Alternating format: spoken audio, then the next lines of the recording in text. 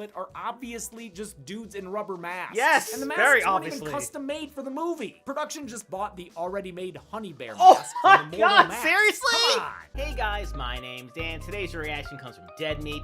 This is Winnie the Pooh Blood and Honey 2023 kill count. Now this one is certainly an odd choice for them to do a kill count on. Not that there wasn't any kills, there were plenty of those. It was just all the reviews I've seen from this movie, and none of them were really any bit positive.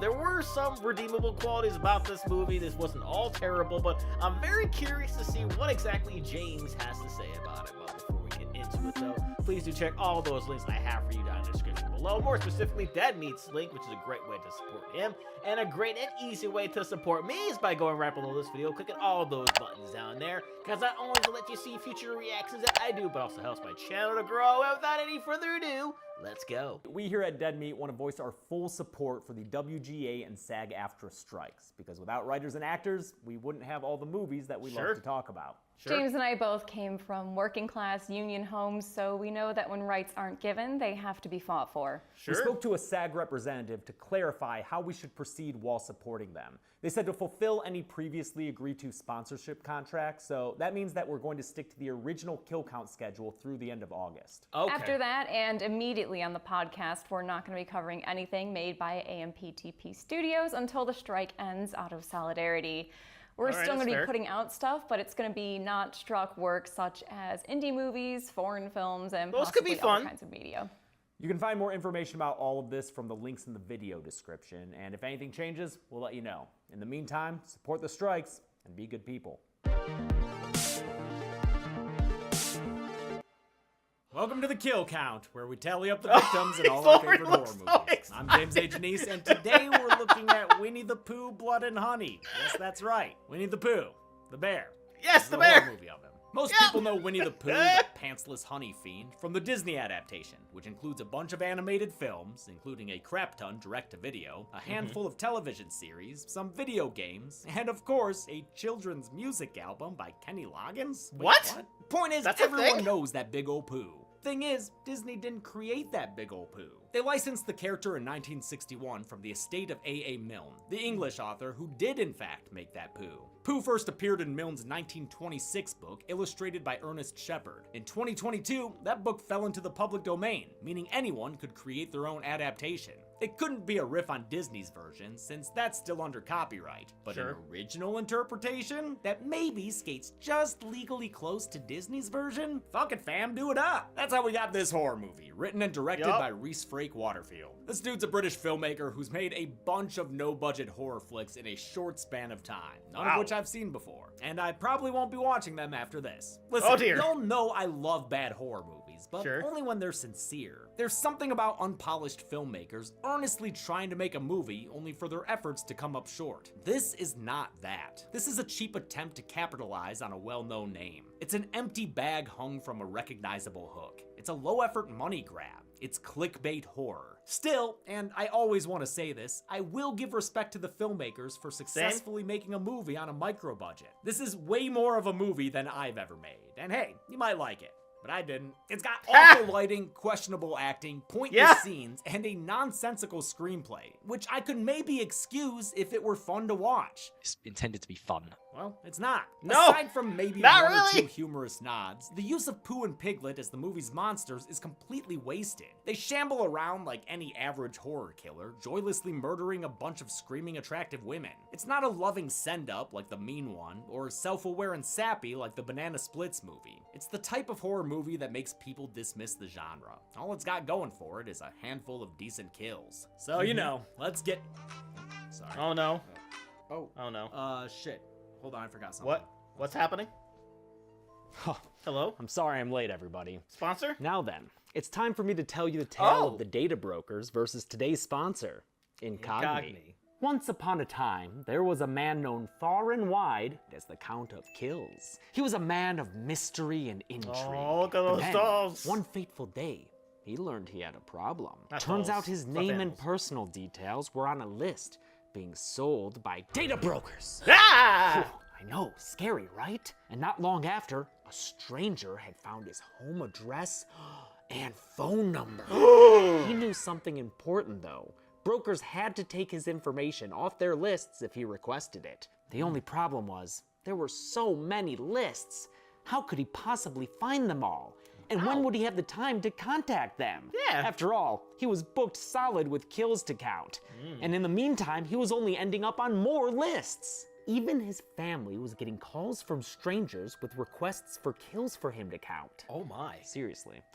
Luckily for him, he found powerful I believe allies. Incogni. All he had to do was sign up for their service and give them permission to take him off broker lists. Then bam, they went to work. And from the dashboard, he was able to see every list they found his information on and track the status of its removal. That's right, kiddo. Soon, the Count of Kills could be a man of mystery once again. And you know what, kids? That Count, he was me. Mr. James, how can we use Incogni? Oh, that's easy. You can sign up for Incogni by going to incogni.com/deadmeat and using promo code deadmeat to get 60% off. This is That's really clever. incogni.com/deadmeat and use code deadmeat, or click the link below to take your personal data off the market. All right, let's do this bullshit. I have never heard him say that for any kill count ever. Oh, this is gonna be good. The movie begins with an animated intro, like Leprechaun Back to the Hood. Remember that? A way too talented narrator tells us that a young boy named Christopher Robin once came across some creatures in 100 Acre Wood. Crossbreeds, who some would describe as abominations. The gang's all here. Owl, Rabbit, Eeyore, Piglet, and Pooh Bear Winnie the Pooh Bear. Too bad the actual movie only features 2 of them. Eventually, Christopher left for college, and the Crossbreeds got hungry and ate Eeyore, turning them into Rick and Morty characters. They swore vengeance on humans in general, and Christopher Robin in particular. Oh, and they also swore never to talk, because this movie can't afford masks with mouths that move. 5 years later, Christopher's back Apparently to the woods not. with his fiancée, wife. He refers to her as both. Whatever, it doesn't matter. He takes her to his childhood hang, which has a bunch of honey pots and a grave for Eeyore. With his tail pinned to it. Okay, that's pretty good. Mary doesn't believe in his childhood stories about the crossbreeds, but you'd best start believing in crossbreeds, Mary, because here is one. They hide from the unseen Killer Kid's character until the movie Hereditary's into night. That's when they try to creep away, only for Mary to get... Oh! Oh, Piglet! Piglet kills Mary by strangling her with a chain until her neck breaks. Why is her eye so wide open all of a sudden? don't Hold the know. death face there, Mayor. After Mary dies, Christopher cries, and then gets cornered by these evil guys. Sorry, crossbreeds. Even though Pooh and Piglet are obviously just dudes in rubber masks. Yes, and the masks very weren't obviously. even custom made for the movie. Production just bought the already made honey bear Oh mask my from the Mortal God, Mask. seriously? Come on. Ugh, they drag him away in another animated sequence and then burn him in a pit? Except not really, as we'll see No. later. Nah, I ain't even gonna do it for this one. Main girl Maria Title is wondering how she wound card. up in this movie. I'm not really sure how to explain it. Yeah, me neither. She's living in fear because of a recent stalking incident, so to heal, she and her friends take a trip to a secluded cabin in the woods. It's 100 Acre Wood, of course, and the location is one of the best parts of the movie. This is Ashdown Forest in East Sussex, the actual forest that served as inspiration for 100 Acre Wood. Nice. A.A. Milne lived nearby and would go for walks there with his son Christopher Robin. It's really cool that they shot the movie there. I appreciate the effort of them filming in the real-life 100 Acre Wood. Same. The cabin the girls are staying at is also a great location. So, good job, movie. You have good locations. Let's see, who did locations? Oh, Reese Frake Waterfield. Okay, the writer and director. Good job with locations, dude. Maria's friends include her bestie Jessica, here to help Maria with her healing, Laura, a party girl who loves posting on Instagram, and Alice and Zoe, a couple who are kinda sorta fighting. A deleted scene shades in the conflict a little bit. You've always been gay, and I've only ever had relationships with guys. But that scene got deleted, so, you know, fuck it. They're supposed to be Alright, joined whatever by then. Tina as well, but she gets lost and winds up stepping in Pooh. A chase ensues, and Tina hides in an old garage, but Pooh follows her, finds her, and rips her shirt off. Okay, of course this movie's gotta show you some titties. Pooh kills Tina by... Yeah, and it's like the way, like, whenever, like, you rip her shirt off, like, you would think it would come in, like, in two pieces. It was like, no, the body was kind of like this, and sort of ripped it off without ripping anything off, almost like, please take off my shirt. It was so weird. Slamming her face against some machinery. He does it until her head is nothing more than a red pile of slop. Then he fargos her into a wood chipper while the gushing CG blood splatters onto his mask. Maria tells her friends about the stalking already dead. she had, where she woke up to find a dude trying to undress her. What the hell? I never knew that happened to you. Yeah, why would you, Zoe? She's telling you for the first time. Anyway, this backstory's pretty fucking useless. Moving on! Apparently the power to Pooh's place is provided by Piglet's perpetual pedaling. Gotta keep the lights on if you want to keep a prisoner. Which is what they're doing with Chrissy Robs, despite that drawing of him burning in the intro. Bump that idea. Now he's tied up. It's great. And quick, get more slobber on that mask. Oh, Pooh Bear, do you even realize how dumb you look? Because it's pretty dumb, dude. Okay, yeah, I guess you know. Seems like the crew knew too, and often laughed about how Pooh looked on set. Wow, that's pretty bad. Some chase scenes and close-ups because the wide shots looked like this. At least Pooh's actor Craig David Dowsett had a good time. The bear throws a remake Jason tantrum, then grabs Eeyore's tail and uses it to whip the shit out of Christopher Robin. It's a good moment that actually makes use of the movie's premise, even if the tail is magically on the wall now and looks different from when we saw it on the grave. Sure does. Pooh continues to torture his former pal by showing him the skeleton of his dead fiancé wife. Then he uses Mary's guts to make some kind of blood honey, which then showers down on the captive Chris. My apologies to your childhood for showing all of this. While the bear's out pooing in the woods, he overhears some music.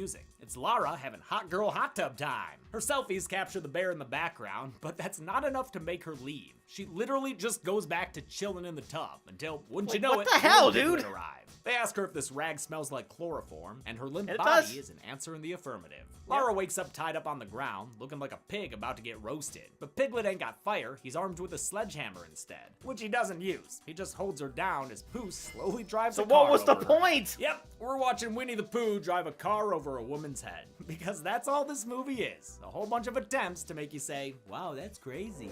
The other girls follow Lara's scream and find her headless body lying beneath the car. If that's not enough of a warning sign, the crossbreeds spell it out for them with a Jordan Peele movie written in the Your Next font. They see Pooh and a swarm of bees outside their door and peeping in the window. Oh, look at that. His nose and ears are moving. Good job, movie. Zoe and Alice arm themselves with knives, the only weapons available. I've got a gun! Never mind, Maria has a gun. Glad she suddenly remembered that she owns a fucking hand cannon. I don't know why or honestly when these girls split up, but now Alice and Zoe are in the pool room? Damn, this cabin's dope. Doesn't take long for them to get attacked. And while Alice is knocked out, Zoe's knocked into the pool. This little piglet starts fishing with his chain, but when it doesn't do the trick, he attempts to recreate that awesome scene from Strangers Prey at Night. Frank Waterfield said that movie was a direct inspiration, as was Wrong Turn, Texas Chainsaw Massacre, and above all else, Halloween. Of course, compared to the Prey at Night version, this scene is lacking more than just Bonnie Tyler. It still results in a kill when Piglet busts open. But it also still doesn't make any sense because, like, she's all the way on the other side and she's like swimming all the way over to here when she could just go on the side of the pool and get out that way. His face with his hammer. Alice watches his weirdly low-velocity follow-up swings, but passes out as Piglet approaches her. Maria and Jessica find Zoe's body and watch as Alice gets abducted. Piglet, what are you doing, man? You ain't some super spy? They follow the crossbreeds further into this trash fire of a movie, because they wouldn't want to miss Pooh stuffing his face with honey, would they? Or doing a horror head herky-jerky. Man, is that face being moved in post? It looks so weird. It Pooh really spends does. the rest of the night dripping all over Alice's face and smacking her in the mouth. When morning comes, Maria and Jess find and untie Alice. Oh, wait, it's still night? What? What the fuck is this lighting? It looks like sunlight. On their way out, they hear a scream, which leads them back to the captive Christopher Robin. Props to composer Andrew Scott Bell, by the way. He's working way harder than he needs to. Yeah, he's super talented. Like, he's one of the huge saving graces of this movie because the music was phenomenal everywhere. It accented everything that it needed to. It elevated certain moments when it needed to. Perfect. Come on, stop it!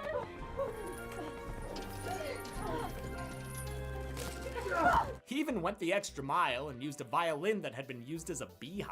Like, the instrument itself had honeycomb and bees. That's pretty awesome. He does a great job with the music, and I love seeing people appreciate their cool jobs. Same. I'm just Sitting here thinking how fortunate I am that I get to do this for a living. The ladies also... And it's also really cool because I've actually interacted with him on Twitter a few times. And he's actually a pretty cool dude. Find and free a character named Charlene. She was ever so briefly in an earlier scene that otherwise... Like he, there was a short horror film that he was a part of when I was reacting to Crypt TV a while back, and he did the music for one of them. And I really, really enjoyed the music and everything about it. And he commented on it, and we were talking a bit more about horror stuff and everything. He was a super dope guy. Go follow him on Twitter. Served no purpose. She had her husband with her, but even though a bunch of wikis say that she mentions he was killed, I could not hear her say anything of the sort. It actually infuriated me trying to find that dialogue during an editing live stream. I don't know what the fuck she's saying. What the fuck is she saying? Did she say something about her husband? What the fuck? God. Oh, no. So he doesn't get added to the count, since who knows? Maybe he ran away or some shit. The gals drag Charlene outside, where she sees what the crossbreeds have done to her face. Uh-oh. Is she about to go hostile? Nah. Instead of jumping in front of a train, Charlene grabs the gun and calls Piglet out to confront her. Woomano a cerdo. Or cerdito, I guess. She pulls the trigger only for nothing to happen, and then she takes a few steps back into Pooh. He knocks her down, seasons her face with honey, and this character is killed just as quickly as she entered the movie, with Piglet eating her face. Real nice fireside meal. Maria and Jessica flee, with Pooh following, while Alice stays behind and knocks down Piglet with his hammer. She somehow manages to tie him up and gets revenge for her girlfriend Zoe by killing Piglet with a couple of hammer swings to the head. Her victory is short-lived, however, as Pooh returns to kill her with a brutal and slowly delivered machete stab through the mouth. It's a little bit Jason and a little bit Michael, since her body's left pinned to the pole. Good stuff. Zoe was played by Amber Doig-Thorne, who did a lot of the movie's promo circuit. I get it, she seems sweet and enthusiastic, and had been in another movie made by the same people called Return of Krampus. In fact, a lot of this cast had been in previous films Frank Waterfield produced, like Pterodactyl, Curse of Bloody Mary, and a bunch of other movies I'll probably never watch. Now we're back to Maria and Jess again, because wait, what happened to Christopher Robin? Didn't they find him like 10 minutes ago? Whatever, the girls wind up on a road where they're found by some dudes on loan from a Rob Zombie film. The blokes see Pooh Bear and take it upon themselves to extinguish this endangered species with a crowbar. It doesn't work. You're tough.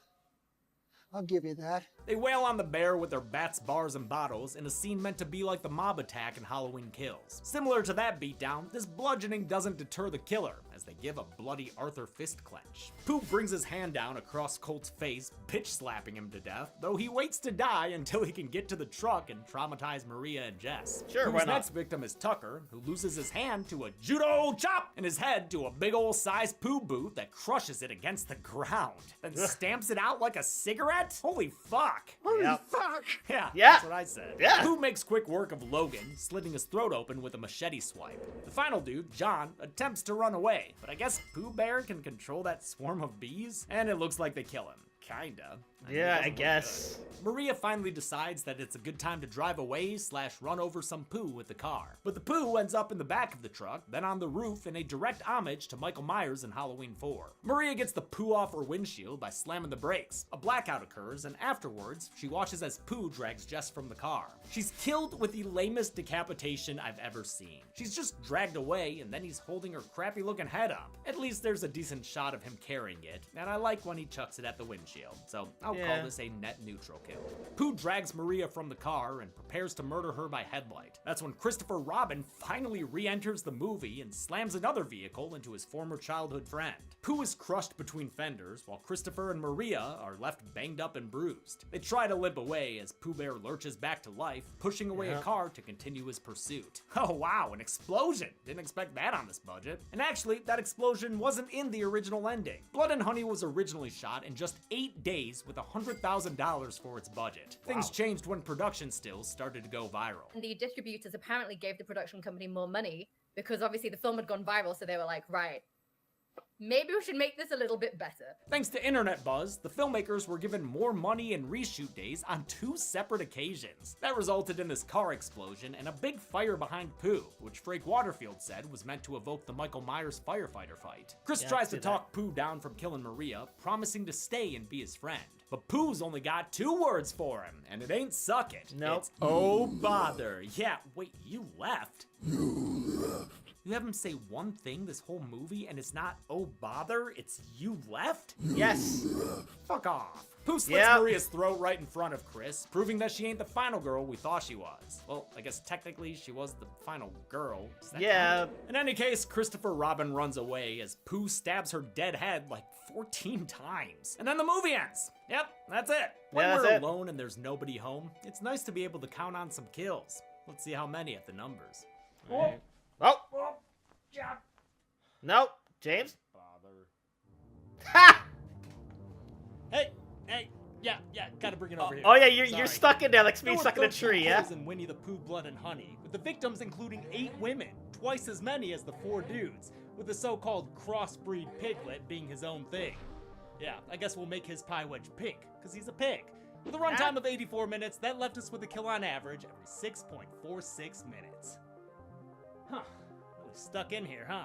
I'll give apparently so. This kill to Alice. Truth be told, this movie did have a handful of solid kills. But I like the deliberate pace of this stabbing and the fact that it left her pinned to the wall. Dom Machete for Lama's kill has gotta be that random dude John, killed by a swarm of birdemic-looking bees. So God, weird. that's bad. And that's it. Winnie the Pooh, Blood and Honey was made for pennies and raked in over $5 million at the box office when it was released in 2023. No wonder Reese Frake Waterfield has already planned more bloody takes on well-known works. Oh, good. So I'm next. I'm directing Bambi the Reckoning, and that is shooting at the end of May. And She's Bambi laughing is gonna be about a it. killing machine. May God have mercy on us all. Yep, Until next agreed. time, I'm James A. Janice. This has been The Kill Count. Thanks a lot for watching. I'm definitely not looking forward to that kill count, and I wasn't looking forward to this one, because my god, it was something. I mean, it did have me rooting for Winnie the Pooh to get killed, a character that I loved as a kid, so I guess they succeeded there. Some of the kills were pretty good, some of the effects were good, some of those scenes felt unnecessary, the dialogue was kind of bad, because the one point where Christopher Robin was, when he was kidnapped the first time, and Winnie the Pooh was like, he's not really interrogating because he was standing in front of him, and he switched in between, why are you doing this, and then he would immediately answered with, oh, I'm so sorry I left. The whole basis on why they turned into the way that they turned into, and then not like 10 seconds later says, why are you doing this again? It's just little things like that just really wasn't any good. As I said, the music, probably the best thing about this movie, really set the mood for everything, even though what we saw wasn't all that spectacular, but at least I was feeling a bit of a scary mood, but like I said, all else it really had was decent kills, and the writing was just, yeah, I feel really sad talking about this movie now, so let's just end things here. Do comment down below, let me know what did you think about this movie. Please leave a like if you enjoyed. Please check all those links I have for you down in the description below. And lastly, and most importantly, I want to give a huge shout out to all of my $5 supporters on Patreon: Luchador, Cruising, Wolverine 310, Jordan Bird, Kester Cronage, Amber K, Raymond Bright, Chris Curtis, Duell, Ann Perry, Larka, and Dark Wolf 9131. And I'll see you guys next time.